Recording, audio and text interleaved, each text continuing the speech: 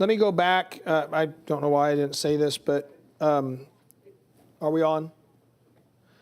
I know I put the question in here about minors, about children, and at least in Oklahoma, we are a mandatory report state. I think almost every state is. And say, what does that mean? If someone tells you that they have been involved with minors, you do have to report it. I don't do that behind their back. I tell them, all right? But I also tell them this, and specifically, by the way, we have dealt with this. I tell them, if you have any hope of getting your life right, then you have to deal with this in a right way, and that means dealing with those that are responsible for this. There is no such thing as dealing with child sexual abuse in the church and having told everyone that is required. In other words, it's not the church's venue. That'd be like saying, Bob committed tax fraud, but we shared it with the church and we've dealt with it, so we're not going to turn it into the IRS.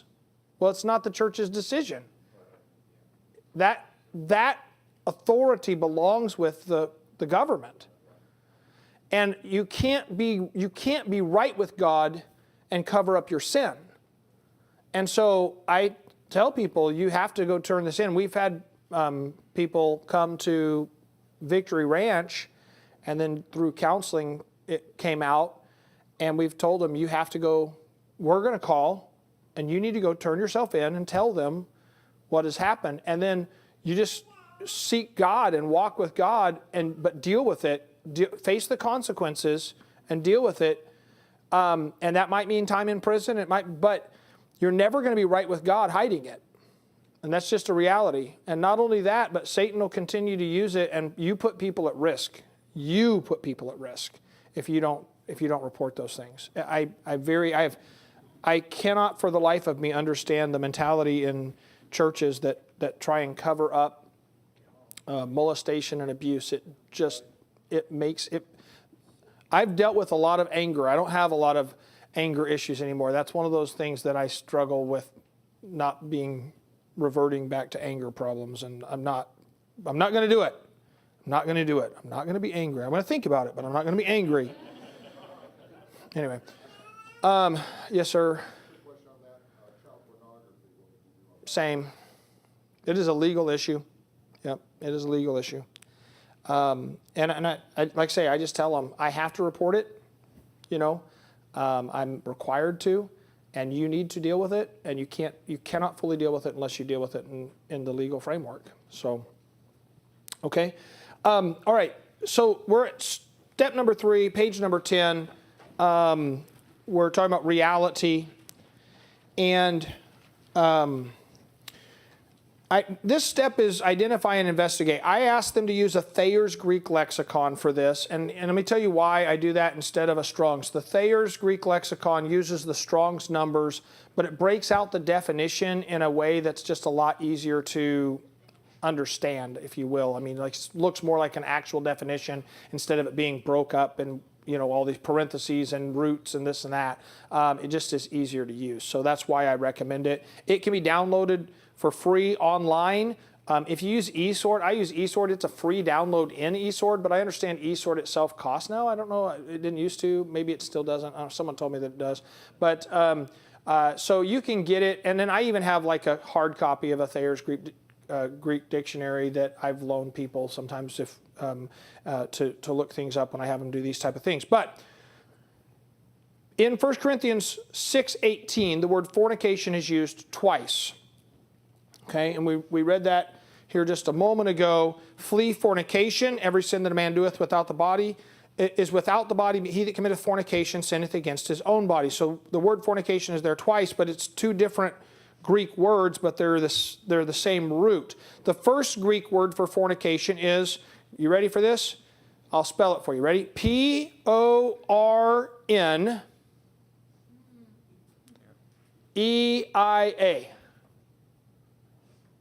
I don't speak Greek. That looks a lot like porneia, right? Maybe I'm pronouncing it wrong. Some of you Greek scholars could pronounce it. The second Greek word for fornication is spelled this way, P-O-R-N-E-U-O, long O, porneo. The first one is defined in this way. It means illicit sexual intercourse, adultery, fornication, homosexuality, lesbianism, intercourse with animals, intercourse with relatives, metaphorically, the worship of idols. That's the definition. The second one is to prostitute one's body to the lust of another. That's an interesting phrase. To prostitute one's body to the lust of another, to give oneself to unlawful sexual intercourse, to commit fornication, to be given to idolatry. Now let me stop here before I go on and say this. I know that, and I don't want to get into this discussion, and we're going to talk about counseling people in divorce that have been divorced or divorced people that have been remarried, because there's kind of specific things that are involved in their situations, and I'm not going to get into discussion about what I think or you think about divorce and whether people should get divorced, shouldn't get divorced under any circumstances. Some circumstances should get remarried, shouldn't get remarried, whether I can remarry him or you can't remarry him, or all that stuff that we, if you had 3 Baptist preachers, you'd have 72 different opinions on that, depending on the day and the climate and all that type of stuff. I'm not getting into that, but there are specific things that are part of, but let me say this, and this is particular, and I'm talking more about this when we get into counseling the spouse in this regard, because we're going to hit that this week also. But I know that there are some people who say, well, Jesus said it's okay to divorce if there's fornication. And if you're saying that pornography is fornication, then that gives a woman or a husband the right biblically to divorce their spouse. And so are you saying it's okay if a wife finds out her husband's looked at pornography, that it's okay for her to divorce? No, that's not what I'm saying. But, okay, so no, that's not what I'm saying. And I don't think that that's actually an appropriate use of that text or passage to try and make that leap. But I think when Jesus makes this statement, but for the hardness of your hearts, that's really the only reason anyone ever gets divorced, is because of the hardness of their heart. That's the ultimate real reason they get divorced, is the hardness of their heart. And so I don't think that this gives justification, but also if we're not honest about what pornography is, we're not going to get rid of the lies. And a lot of men believe this lie that pornography is not fornication. But it's just kind of weird that when it's translated into English, fornication, that the root word is the exact same word we get the word pornography from. The graphe, means photographed, visual, right? In other words, it's photographed fornication. That's what the word literally means, okay? And so it is fornication.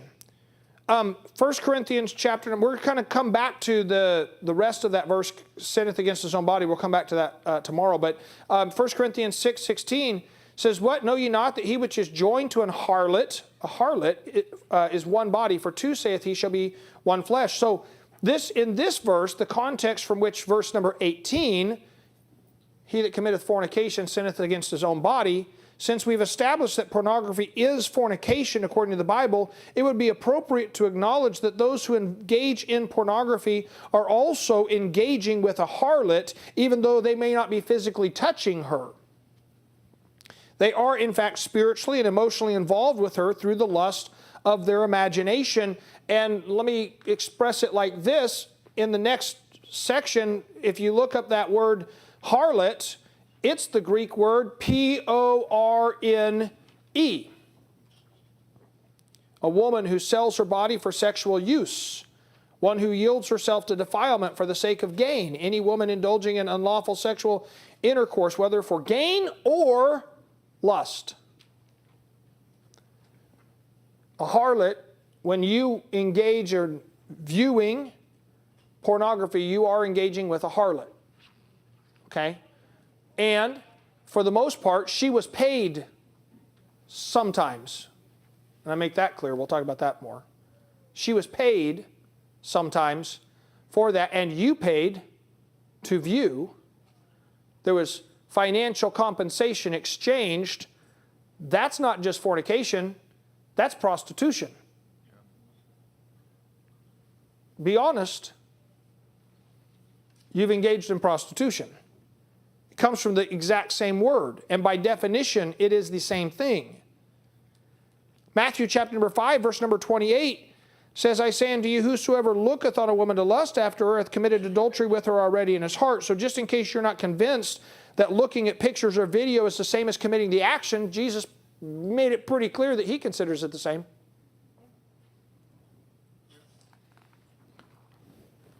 Spiritually, there's not a distinction here. Again, does that justify divorce or anything like that? I'm not saying that. I'm just saying, let's be honest, face reality about what it is. It's not victimless, innocent, and, not sinful, right? It's a serious issue, spiritually.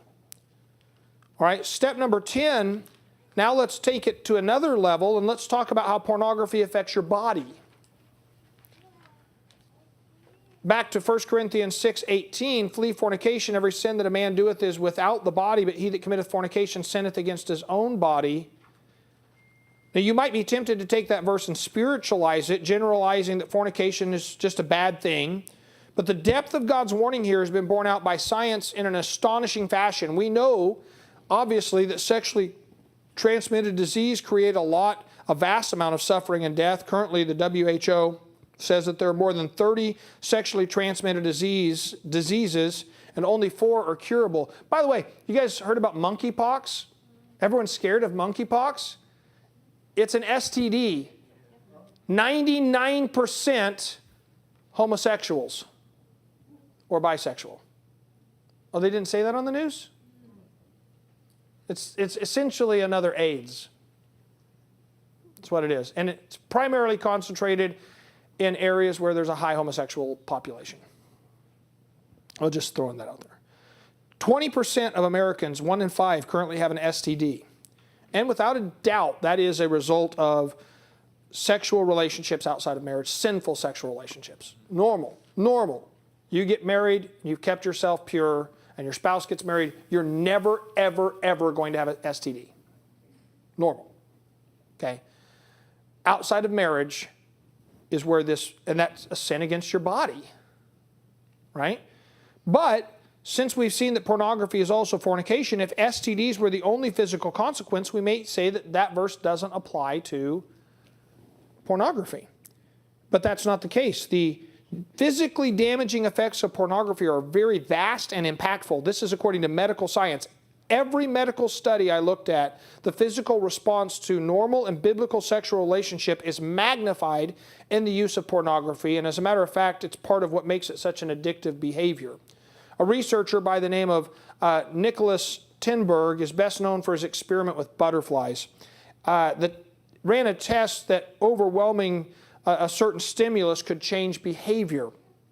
He studied the mating habits of butterflies, and he noticed all the males were drawn to the colors and movements of the females when they were mating. He made cardboard cutouts larger than the actual butterflies, significantly larger, recreated the pigments and colors and made them more vibrant than the natural occurring colors, and put them in a way that they moved at a more regular pace than a female butterfly.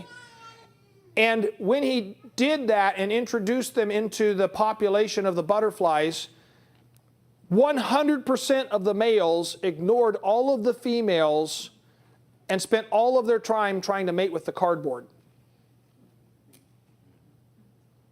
Yep. Kind of interesting. They actually preferred the cardboard females to the actual females, and they all died off. Weird, huh? Back in the 1920s, there was an experiment to try and import silkworms into the United States to create a Western Silk Road.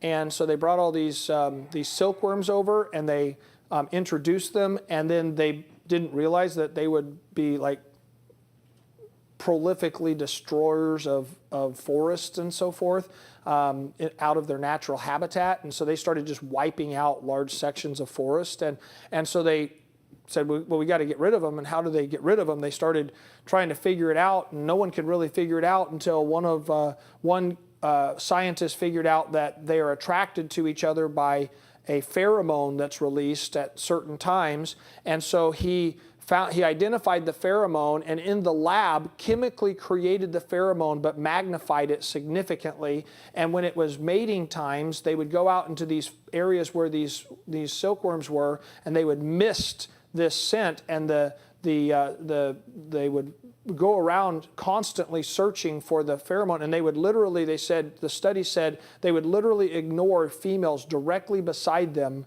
because they didn't have as strong a scent as what was in the air, and they spent all of their time, and literally that's what saved our forests. Artificial. Completely unnatural, but more desirable. So when it comes to sexual interaction, there are really about 5 hormones that specifically are released, and that's described in this following quote from an article on CovenantEyes.com. It says, in the porn circuit, Sam Black describes the various hormones and neurotransmitters involved when someone views porn and how much ingredient in this neural cocktail contributes to the problem. When having sex or watching porn, dopamine is released into a region of the brain responsible for emotion and learning, giving a viewer a sense of sharp focus, a sense of craving. I've got to have this thing. It's what I need right now. It supplies a sense of pleasure. The next time the viewer gets the itch for more sexual pleasure, small packets of dopamine are released in the brain, telling the user to remember where you got your fix last time and go there again. Norepinephrine is released, creating an alertness and focus. It's the brain's version of adrenaline, and it tells the brain something's about to happen and we need to get ready for it. Sex and porn also trigger the release of oxytocin and vasopressin, the hormones that help lay down long-term memories for the cells. They bind a person's memories to the object that gave him or her pleasure.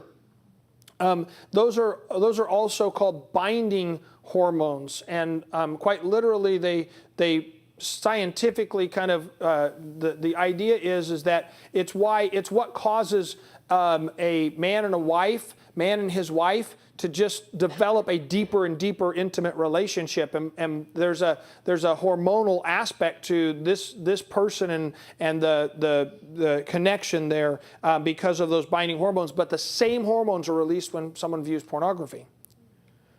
Then the body releases endorphins, natural opiates that create a high of pleasure throughout the whole body. And after sexual release, serotonin levels also change, bringing a sense of calm and relaxation. So the system works this way. It's supposed to work when you're having relations with your spouse. Together you can experience a high and alertness of sexual pleasure, a deep calm afterwards. With each sexual embrace, you're emotionally bonding to this person, and over time, a craving for sex is transformed into a desire and deep love for one another. That's part of the process, but that's God's intention in it. Pornography circumvents normal sexual response and creates a connection to your spouse, instead creating neural pathways in the brain that affect the actual function of your mind. These neural pathways become the preferred responses of the brain when stimulated. In other words, your brain hardwires itself the way that it wants to respond under certain criteria, and that's the root of the compulsiveness of pornography. Consider the following quote from the article, 9 Things You Should Know About Pornography in the Brain, from the GospelCoalition.com website. It says, because the human brain is the biological anchor of our psychological experience, it's helpful to understand how it operates, says William Struthers, Associate Professor of Psychology at Wheaton College. Knowing how it's wired together and where it's sensitive can help us understand why pornography affects people the way it does. Sexually explicit material triggers mirror neutrons in the male brain. The neutrons which are involved in the process for how to mimic a behavior contain a motor system that correlates to the planning out of behavior. And in the case of pornography, this mirror neutron system triggers the arousal, which leads to sexual tension and a need for an outlet. The unfortunate reality is that when he acts out, often by masturbating, this leads to a hormonal and neurological consequence, which are designed to bind him to the object he's focused on, says Struthers. In God's plan, that would be his wife, but for many men, it's the image on a screen. Pornography thus enslaves the viewer to the image, hijacking the biological response intended to bond a man to his wife and inevitably loosening that bond. In his book, Struthers, Wired for Intimacy, Struthers said, likens the process to receiving a neurological tattoo. And it happens when the chemicals combined to imprint lasting memories on the brain. And by the way, often I'll talk to folks that are involved in pornography, and one of the things is that the images are always there. Like, just they're there. You can't do anything about it. Those memories are lasting. Why? Because that's what the physical connection is doing.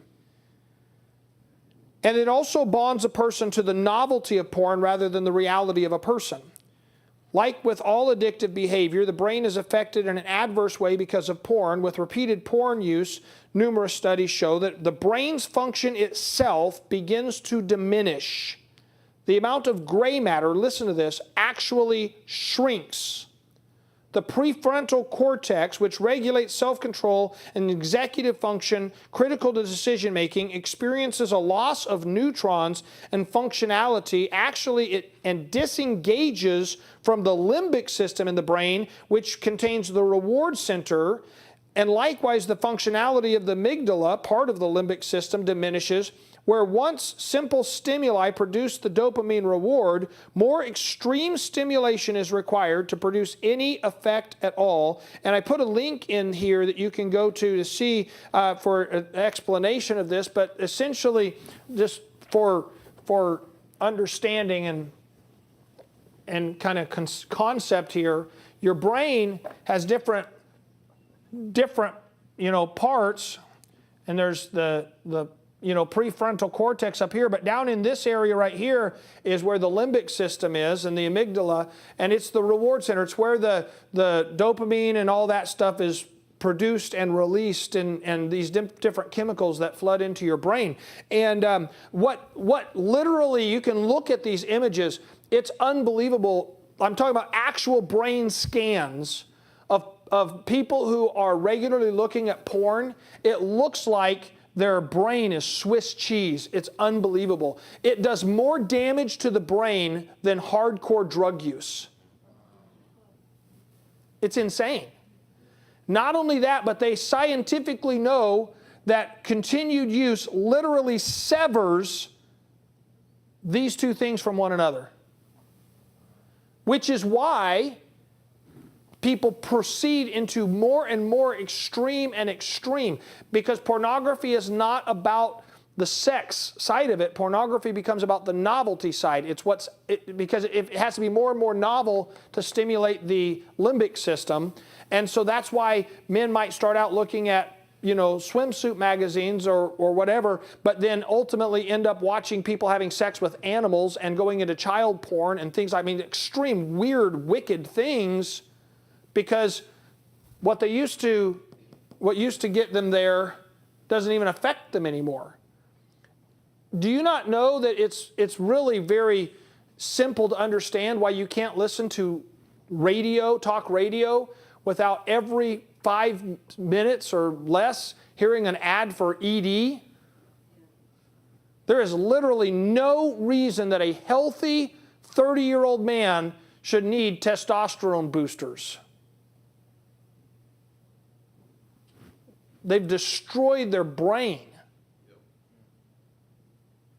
And they can't become aroused by their wife, by a normal human being, because they're chasing butterflies.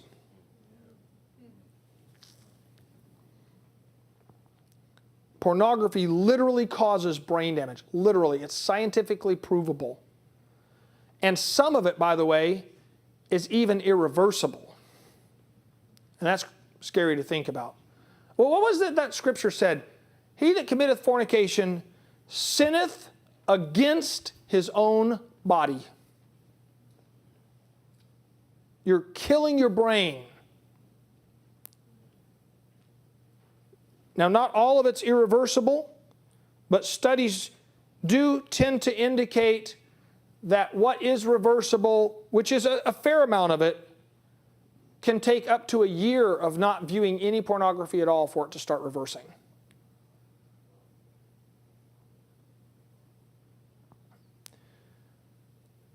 It also, scientifically, medically, has been linked to very specific emotional and physical issues. ED, I mentioned already, sleeplessness, chronic stress, anxiety, depression, loneliness, memory loss, anger, fatigue, and changes in sexual preference. Well, you're sinning against your own body. It's going to create problems. Now, in step number 12, I'm jumping forward here a little bit, but in step number 12, 1 Thessalonians 4:3 says, "For this is the will of God, even your sanctification, that you should abstain from fornication." You cannot be involved in pornography and reflect the holiness of our pure God. And it's important that you take responsibility to sanctify yourself and put away fornication in your life. You cannot do the will of God without doing that. You must put it away. Okay? That's a reality. Back to 1 Corinthians 6:13, meats for the belly and the belly for meats, but God shall destroy both it and them. Now the body is not for fornication, but for the Lord, and the Lord for the body. Let me say, in the Know to Grow section there, I'm going to read that. It says, the body is not for fornication. This thought has two primary applications that need to be made. First, your body is not for fornication. That's the application most of the time we make, right? God obviously gave you a body, and the reason He gave you that body was so that you could, not so you could focus on its pleasure, but rather so you could use it for His glory. But secondly, no one's body is for fornication. The picture that you look at, or that the people you lust over, their body's not for fornication either. And it's not for your gratification. Their body was given to them to bring glory to God as well. And you're not to objectify the body for desire or sexual gratification. We're to use our bodies to bring glory to God. And it's interesting because numerous times, not once, numerous times in counseling regarding pornography, I've heard this statement, the idea of, well, they're there for me to view.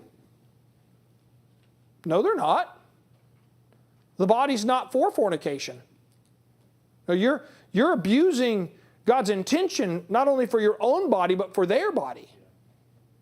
And it's important to understand that. Just these lies have to be knocked out. Now, step number 16 is a really, really heavy one. My goal, by the way, is to get through at least these first 25 steps here today. Okay. Step number 16 is pornography's connection to human trafficking and sex slavery. You read that right. There's a direct connection between pornography, human trafficking, and sex slavery. The connection is so strong that these things should not be considered different from one another at all. Forced labor statistics say there are around 4.5 million people in our world in forced sex slavery. The number includes men, women, and children, but the greatest number of them are young women and girls. Melissa Fairley, a researcher in this area, published an article on prostitutionresearch.com in which she says that roughly half of the people she interviewed who were rescued from sex slavery were forced to make pornographic films. 80% of those freed were forced to reenact specific acts of pornography by the people who enslaved them. It's very consistent with virtually every study available. The shameful truth is that a significant amount of pornography on the internet is tied to human trafficking and sex slavery in one form or another. On one side, you have the demand for pornography creating a market for sex slavery, and on the other side, you have the effect of pornography on the viewers creating the desire for escalation.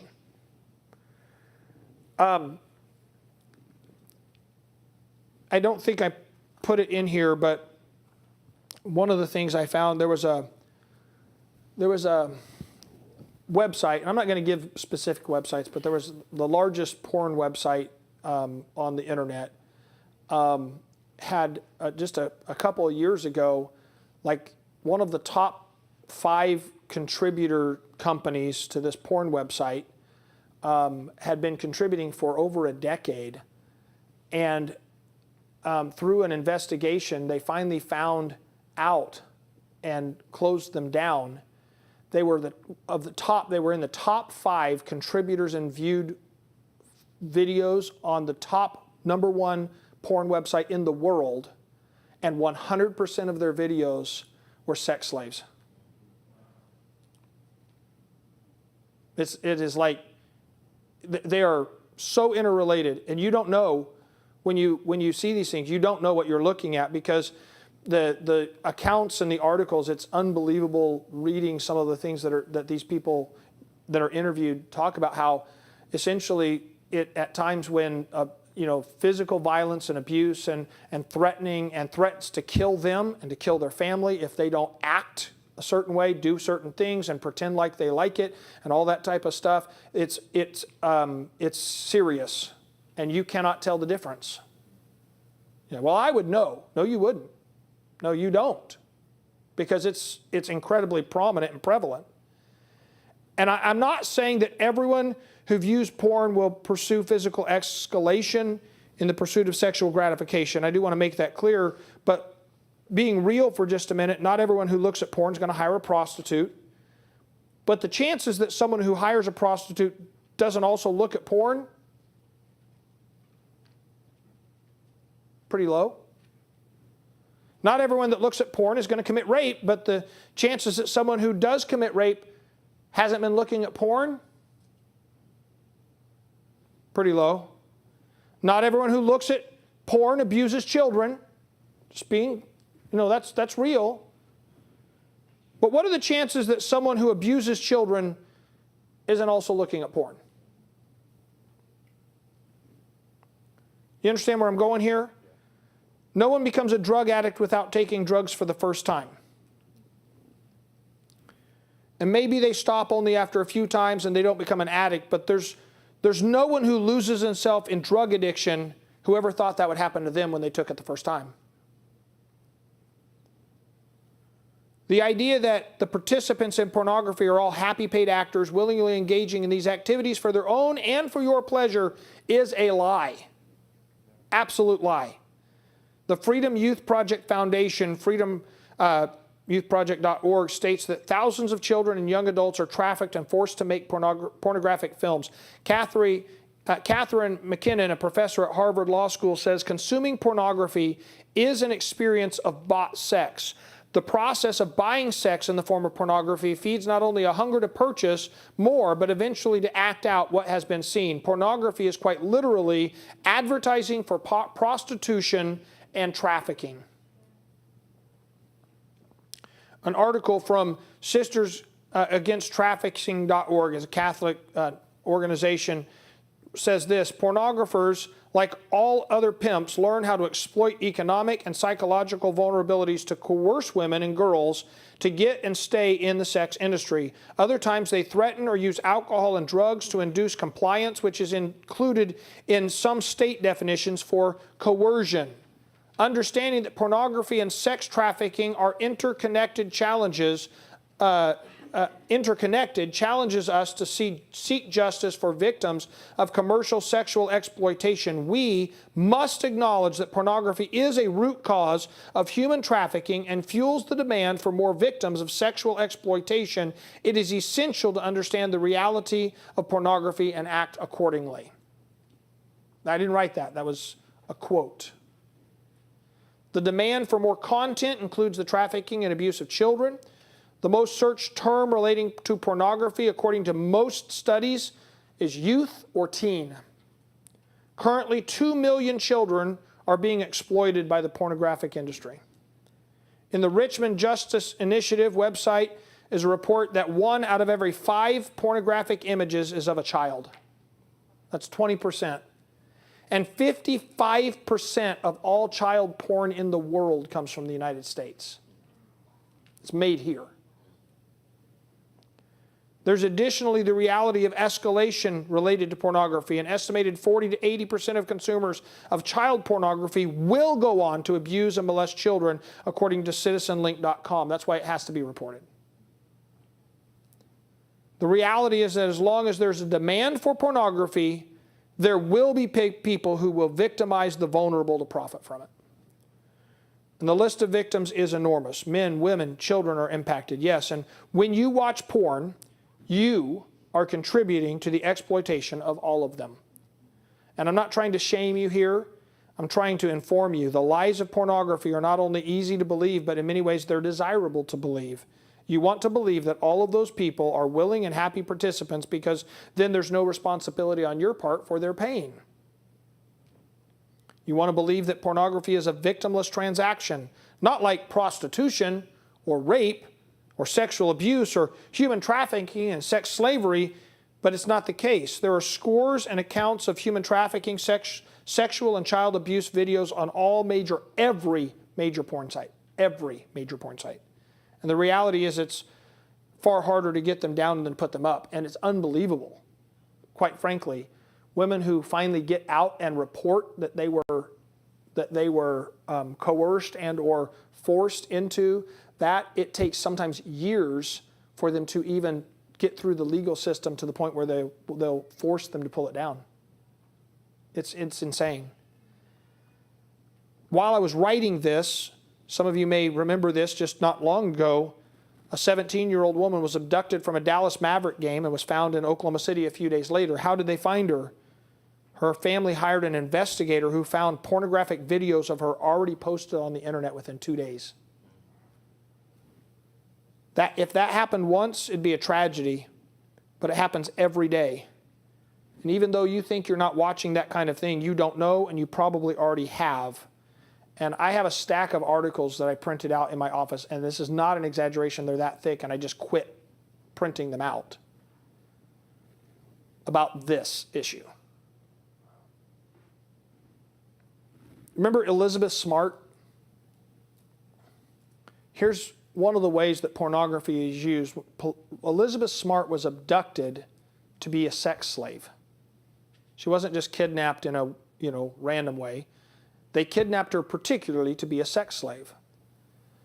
And in her testimony or, explanation of what would happen, they would bring in pornography, force her to watch it, and then tell her if she didn't act out the scene, she would be beaten. Pornography is used on one hand to create pornography, and then it's used on the other hand to abuse and mimic. And very frequently in these articles it talks about that being the case, where people are shown pornography and said, this is what you have to do, this is what you have to do. It's a serious connection. There was one thing I read, and it was kind of a wonky way to put it, so I didn't include it in here, but it talked about the chances that pornography and sex slavery and human trafficking aren't connected. And it used this illustration about, like, if you took a penny and you put an X on it, and then you put it in the Empire State Building, and you filled the entire Empire State Building up with pennies, and then you did that 1 billion times, the chances that you could choose the right building, the right floor, the right room, and the right penny with one choice are about the same as the idea that pornography, human trafficking, and sex slavery aren't the same thing. They are. FightTheNewDrug.org has a lot of articles on this issue. It's not a Christian website. It's, matter of fact, in some ways antagonistic towards Christianity in the sense of a bunch of hypocrites. But one of the things that is very prevalent or prominent in there is just this reality. And they say 71% of people, when they find out the connection between pornography, human trafficking, and sex slavery, 71% quit viewing pornography immediately. But it's not talked about. It needs to be. You need to know what it really is. When you engage in it, that is what you're engaging in. You are contributing to the sexual exploitation, abuse, and destruction of lives of women and children, even if you never view children. It's part of it. It's all related. Okay? So, we're still in the reality step. So this is the hard slap you in the face section, right? But I make step number 19, I put this as make a sacrifice, because pornography really reinforces selfishness, selfish behavior, and it makes us think other people exist for our personal gratification. To change that, we want to purposely make sacrifices for the good of others. Do something that costs you something in some way, time, talent, treasure, whatever, to help someone else, right out below what you have done and how it helped them. Now, I really think that if you're married, the sacrifice needs to be obviously directed at your spouse. Okay, and I'm not talking about just buy her flowers, something like that you ought to do anyway, right? But rather, do something repeatedly, consistently that puts her ahead of yourself. Not to punish you, but to remind you to show her preference and give her value. Some things that I do, just on a personal level, I always open the car door for my wife. And I told my wife, and this was not about pornography, this was just, I was reading there about, giving honor to the wife. And I was just thinking about how could I show honor, means to show as valuable, to see as valuable. How could I show her honor? And I thought, if every time we went to a door, I opened it for her to remind myself that she was of value, then maybe that would help me. Now, the hardest part was getting her to let me, quite frankly. But I told her, I said, I want to do this to, not because you need me to, I know she's 100% capable of opening doors.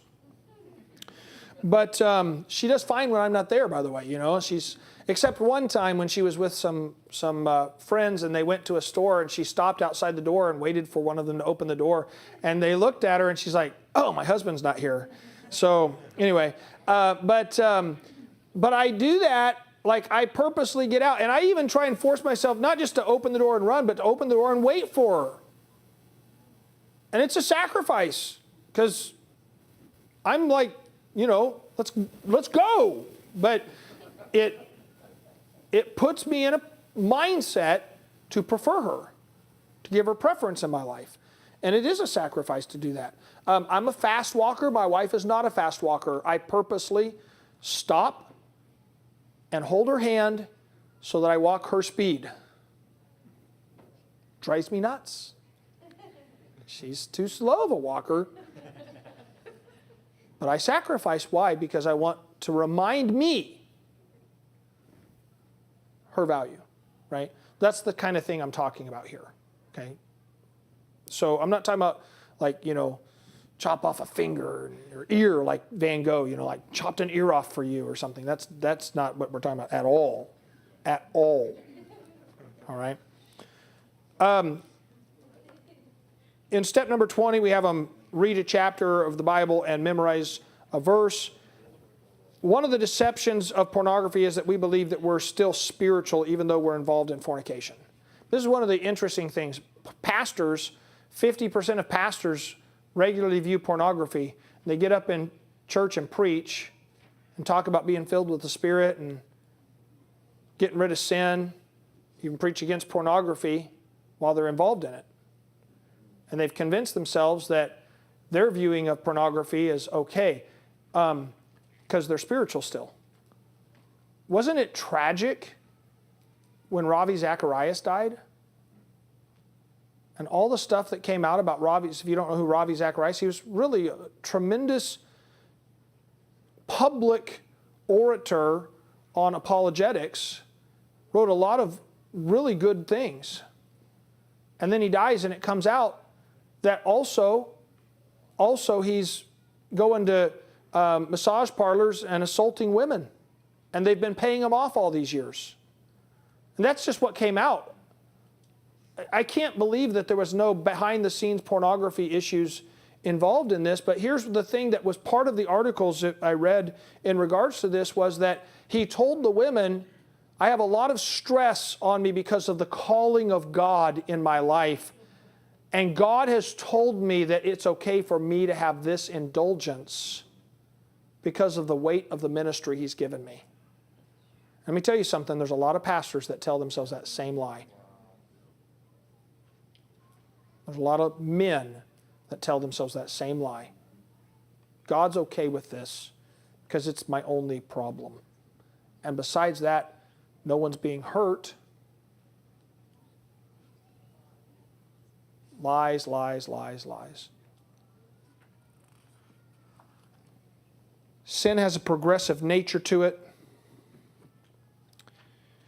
I have them look up Colossians 3:5 and again identify words and so forth in there. And that kind of finishes out section number 1. That's section 1 of 8. And that was the hardest section personally for me to write as I was working on this, just because of all the stuff I had to read trying to study, and a lot of stuff I did not put in because it was so graphic and just bad.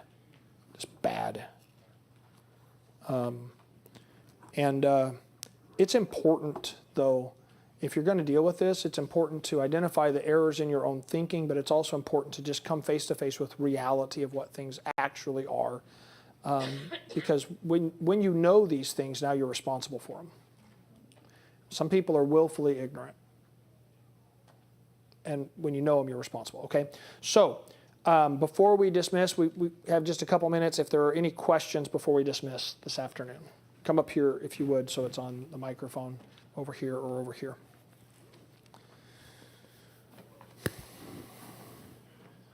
I guess I was a question about the sins against the body, and how you showed the porn affecting your brain. Yeah. In context of like alcohol Yeah. causing cirrhosis Yes. and things like that, where do they, I don't know it's not really a question. Would that also apply with sins against the body? And Yeah. Can you teach that, and how can you teach that? I mean, I wouldn't make the application to alcohol, but it's obvious, we know that it does. I mean, but I might use that as an illustration here. Just like alcohol causes cirrhosis of the liver, smoking causes, increased chance of lung cancer. This is what happens. This is a physical, result of your sin, even though it's like, well, I didn't do any substances. Yeah, but you literally damaged your brain. You created brain damage by it. So. I have a homework clarification question.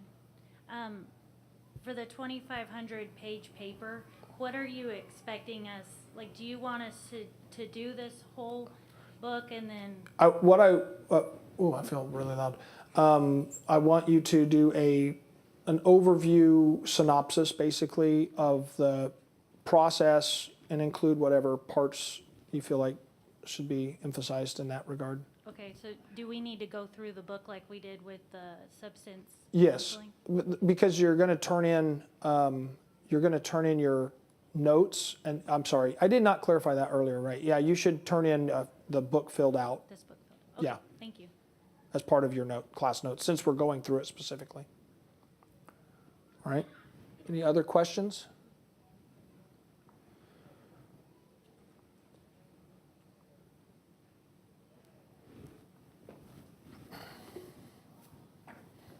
Yes, sir. So at what age, because our son is only 9 and he doesn't have a cell phone and not sure when or if he'll get one until he becomes a young adult. At what time do you start without putting seed thoughts of what's on the internet of teaching him how to abstain from those things and cut it off at the front end of it to where he doesn't have that desire and that, Well, you can't cut off desire, but first of all, I have a friend who's a police officer who answered this question at a men's conference I was at, and he said, they said, when is it a appropriate age to have, let your children have a phone with internet access? And his answer was, as soon as you're okay with them viewing pornography. And that's just a reality. The thing that has to be done is that we have to give a understanding of biology and its purpose. And then also we have to give a clarity of what pornography actually is and how it will hurt you. The things that we cover in this, I think, are very key to explaining, and you don't have to go into graphic detail with a young person to say, you know, those pictures of, if you see a picture of a naked person, you might assume that they wanted someone to take that or allowed someone to take that willingly, but that's very frequently not the case. Often those are people who have been coerced and or forced into these things. And when you look at it and you consume it, then you're contributing to, even though it may stir thinking in your mind, you should understand that this is hurting people. People are being hurt to make those pictures because of people willing to look at them. And so, I mean, I would say, my kids, I started to give them explanation biologically about their bodies and physical stuff in the range of 10 or 11 years old. Okay. That's the stuff that you covered last year. Right, Yeah. yes, sir. And then, but by 13, I took my boys, I don't know if I said this last year, but I took my boys around 12 or 13, and I said, I'm going to wrestle with you, but we're going to wrestle different this time. You're going to let me put you in a wrestling hold, and then when I get you in that, I'll say go, and you try and get out of it. And okay, so I mean, I put them in a really tight, hard hold, and I said, all right, go, and let them just fuss and buck and fight and try and get out of the hold, and of course, then they couldn't, which is why I did that when they were like, 11 and 12 instead of 17 and 18. And so anyway, so then they couldn't, and I'm like, you say uncle, you give up, and finally, fine, I give up, fine, yeah, uncle, and I just didn't let it go. And I said, all right, now we're going to talk about pornography. Because when you watch pornography, when you look at pictures of women, naked women, and those type of things, what you're doing is you're letting the devil put you into a hold in your life that you're going to never get out of. And you're going to fight at some point, you're going to fight as hard as you can to get out of, and it's never going to go away because you willingly let it happen, and you have to protect yourself from these things. And I was talking to when I finished this book, I was talking to my oldest son, who's just graduated from Bible college. And he said, Dad, he said, I didn't see pornography the first time until I was 16 years old. And he said he was taking a welding class at a Votech at that time. And that's the first time he ever saw it. He said, but I kept remembering what you did and told me about that. And he said, I'm just so glad now that that's never been a part of my life. And, I think you do have to give them those warnings and clarity on it. So Now, you put those boundaries like setting up as far as blockades on a cell So phone my if you ever kids did never that. had a cell phone of their own until they could pay for it.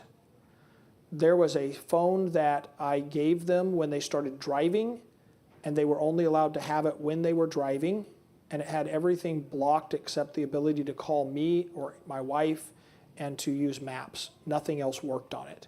And then when they came home, they had to turn it in. And it's because I did not trust them.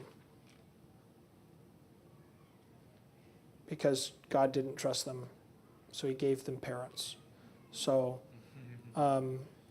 so you say, well, don't you have to teach them how to use it? No, I gave them warnings against improper use. And there does come a point where they're going to use them, but by that time, hopefully they're spiritually mature and grown enough, and there's been enough explanation of how damaging and destructive these things could be that, that they avoid them. So Absolutely. I'm never going to be able to teach my kids how to manage porn.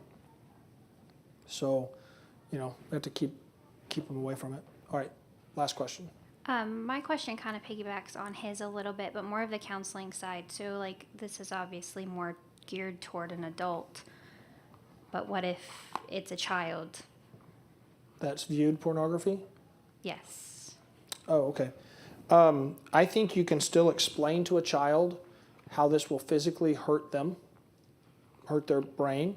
And I think you can explain to a child that this hurts people, that those pictures are hurt, people are being hurt to produce them, and that when they look at them, they're contributing to that. And so I think that's an easily understandable thing that's not over the top. You might not go into graphic as much detail as we went into today in some ways, but there are 3 videos that were produced by fightthenewdrug.org, and they're on a website called brainheartworld.org. I think that's right. And they're pretty decent videos. They're not religious in any fashion. There's no biblical foundation, but there's one on the effects of pornography on the brain and body. There's one on the effects of pornography on your relationships, and there's one on the effects of pornography on our world. And that third one, I would not show to young people, but I would highly recommend all of you watch, because they actually, in all of those videos, and why I wouldn't show it to very young people is there are a lot of interviews, boys and girls whose lives have been destroyed by pornography, not just victimized in making of pornography, but the viewing of pornography and the lies that they believed that it was okay, that it wouldn't hurt them, and all that type of stuff, and how it has. But then that third video in particular, they interview a man who was one of the most awarded male porn men, not makers, but like actors. And he gives his interview about the destruction of what it did in his own life and the drug use that resulted from all of this, and knowing what he was involved with. And then they interview a couple of different women who were involved in making pornography. One who entered it willingly, but talks about the coercion even by those who are willingly involved in it, the force coercion into things and acts that they never agreed to, but then the threats and the abuse that takes place. And then another who was abducted as a child and was forced to make pornography from a very young age all the way up into her adult years until they finally just threw her away. And then there's also there's other interviews. Elizabeth Smart is interviewed on there, and her interview is very interesting, telling from that side. They're very impactful videos. They're certainly not something I would show in my church, just being honest. I wouldn't show them to my congregation, and I decided I wouldn't even show them to my men's group directly as a group. But as far as on your part, if you're talking about counseling individuals, I think they might be helpful to you to see. I just felt like in my church setting, they're really specific, and I thought I don't want to create a scenario where someone who is weak sees some things that might throw them over a ledge on some things. You know what I mean? So anyway, but I do think that there's a good value in them for us, and there's things there that you could use to talk to children as well, because the first ones are kind of really specifically about young people. So, all right. We'll be dismissed. We're going to have dinner in here in just a couple minutes. So we went kind of through our break time here, but that's okay. Tomorrow morning at 9 a.m. we'll start back up, and we'll start in the second section of this book, and we'll continue on and try. Our goal is to try and get through this book tomorrow, and that's my hope. So we'll be kind of pushing rapidly through. But this first section, I felt like I needed to take some extra time on. So, all right, we are dismissed. We'll pray in there.